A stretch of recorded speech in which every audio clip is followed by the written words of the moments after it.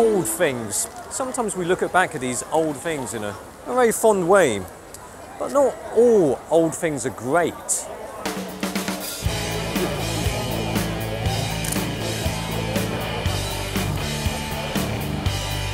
See this? Nikon 35mm f2 AFD has been around for absolutely ages. But that's not necessarily because it's brilliant. I mean, don't get me wrong, there's nothing wrong with it. It takes photos. Well, the camera takes photos.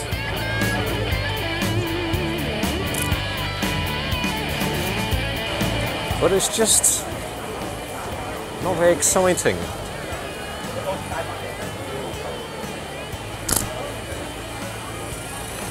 Oh, in Mongkok you've got a street, it's kind of like this, there's markets and stuff like that, it's called Lady Street. This is Guy Street. Pots and pans, electronics, pornography. Printer, hi-fi, cooker, typewriter, pornography.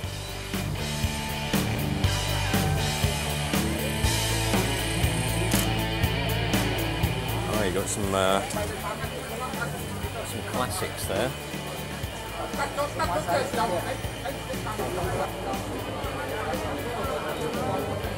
Wow.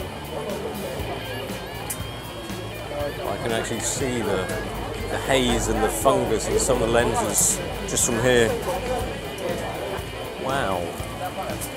This is quite an amazing machine here. Aperture. Shutter. Look at that. See, I think they've stolen my idea of using electronic equipment for shoes. Use iPhone for shoes.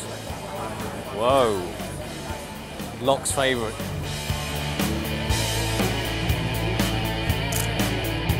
Produces reasonably sharp results, but whoa, look at that ball kit! It's awful, as rough as his face. See, I've never actually desired owning 35mm f2 AFD because I've found other more interesting things to do. Like go to the dentist for a root canal. Maybe I'm being a little bit mean. I mean, bless you. I mean, not everybody expects to have the best quality of lenses. I mean, there are some good things about this lens. It's a decent performer, I suppose. F8.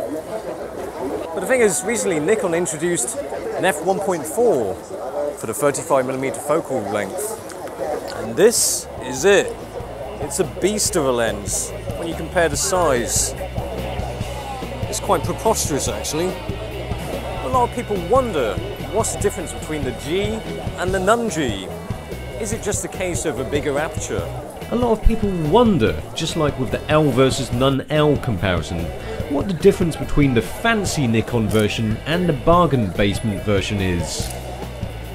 Well, of course not. This is an AFS lens, so this is as quiet as a ninja in a library. But you will notice that it's not actually that much faster. In fact, I think it might be a little bit slower than the f2 AFD to focus. It produces nice, contrasty images with plenty of detail. Oh, disco. Wow. I think that's more remote controls than I'll ever see in my entire life. Well, I've just seen it there, right there. Just in case you've misplaced your remote control. Oh, where did I put that remote control? Oh, I took it out with me to that mountain, didn't I? And left it there. Damn, I'll go get another one. The battle for which TV station to look at, to watch, rather. No, BBC One, ITV, you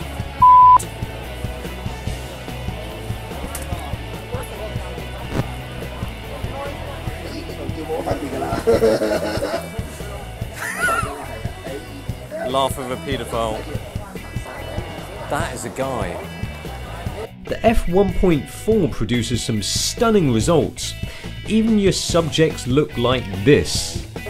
I'm not being funny, but that is not, oh my god. I'm gonna be sick. Oh my god. Can I wash my eyes out with fairy liquids? It's, I think it's a film camera. US1.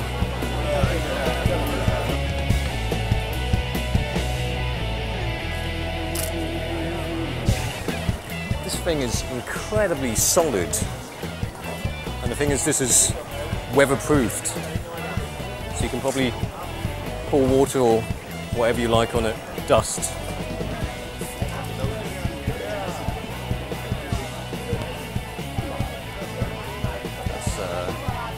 Paparazzi, you see.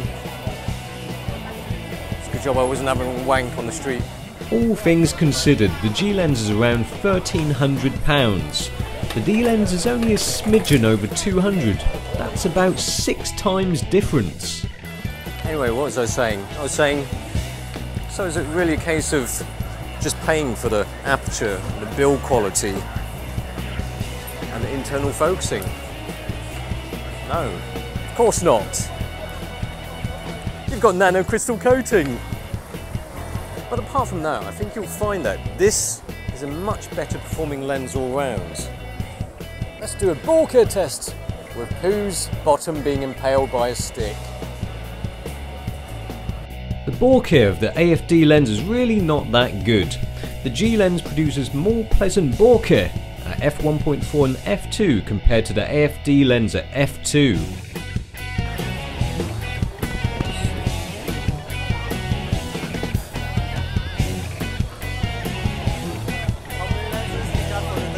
Oh, just the two? Just two? Yeah. What kind of lens you got? The Nikon 35mm f2 and a 1.4. 1.4. Yeah. You got a GF2 there? Yeah, that's the F2. They're coming out with the GF3 soon. Yeah, but that's okay.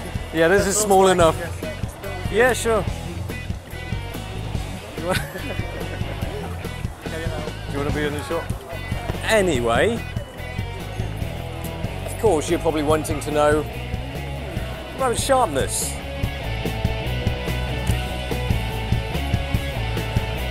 At f1.4 the G lens has more definition than the AFD lens in the centre and also at the corners. At f2 the G really does trounce the D throughout the frame. Things only start getting more comparable at around f4 and smaller. You look younger in person. Excuse me, you look younger in person. I see your video. Yeah, I had a facelift recently. I had plastic surgery. Yep. Nice meeting you. I have to say that one good reason for owning the f2 is that it's a lot lighter, less cumbersome. The f1.4 really is quite an amazing lens, thoroughly modern with its performance, well corrected, and produces some crisp, detailed results. It is also built like a brick outhouse that's actually made out of tough plastic. But a cheaper lens is not badly built, and you can get interesting images quickly and without fuss with the AFD. And sometimes that's all that matters.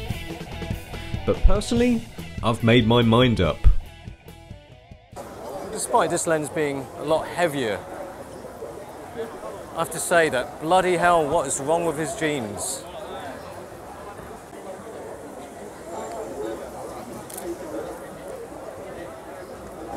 So many distractions in this place. What was I saying? I was saying that despite the weight, this is the lens that I'll take home every time. See ya. Subscribe.